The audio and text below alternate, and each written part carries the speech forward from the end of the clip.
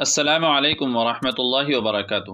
دوستو، امید کرتا ہوں کہ آپ خیریت سے ہوں گے۔ میں محمد طیب قاسمی اور آپ دیکھ رہے ہیں طیب قاسمی آفیشیل یوٹیوب چینل۔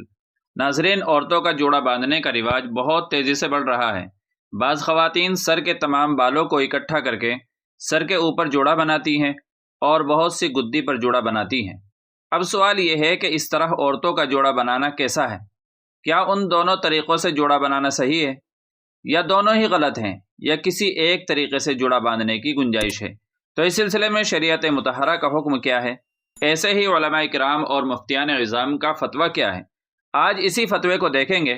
آپ سے بس یہی گزارش ہے کہ فتوے کو غور سے سنیں اور اس ویڈیو کو مسلم خواتین تک ضرور شیئر کر دیں، تاکہ اگر وہ اس غلطی میں مبتلا ہوں تو وہ اپنی اصلاح کر لیں۔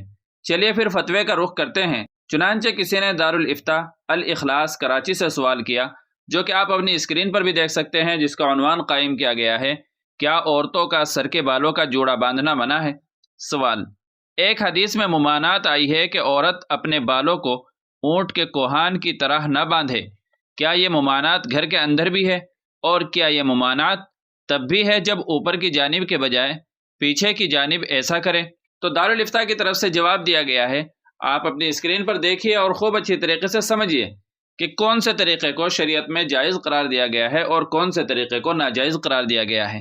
جواب: واضح رہے کہ عورتوں کا سر کے بالوں کا جوڑا اس طرح باندھنا کہ سارے بال جمع کر کے سر کے اوپر جوڑا باندھ لیا جائے، یہ شکل جوڑا باندھنے کی ناجائز ہے، کیونکہ اس طرح بال باندھنے پر حدیث میں وعید آئی ہے، اور گھر میں محارم کے سامنے بھی اس طرح جوڑا باندھنے سے اجتناب بہتر ہے۔ البتہ گدی پر بالوں کا جوڑا باندھنا جائز ہے۔ حضرت ابو ہریرہ رضی اللہ تعالیٰ عنہ کی ایک روایت ہے، جس میں رسول کریم صلی اللہ علیہ وسلم کا قول بیان کیا گیا ہے۔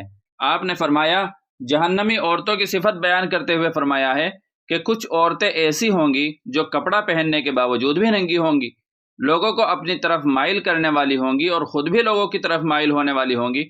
ان کے سر اونٹ کے کوہان کی طرح ہوں گے، وہ نہ تو جنت میں داخل ہوں گی اور نہ انہیں جنت کی خوشبو میسر ہوگی، جبکہ جنت کی خوشبو اتنی دور سے پائی جائے گی۔ تو ناظرین، فتوے سے معلوم ہوا کہ جو جوڑا سر پر باندھا جائے وہ ناجائز ہے، اور اگر بالوں کو گدی پر اکٹھے کر کے جوڑا بنایا جائے تو یہ جائز ہے۔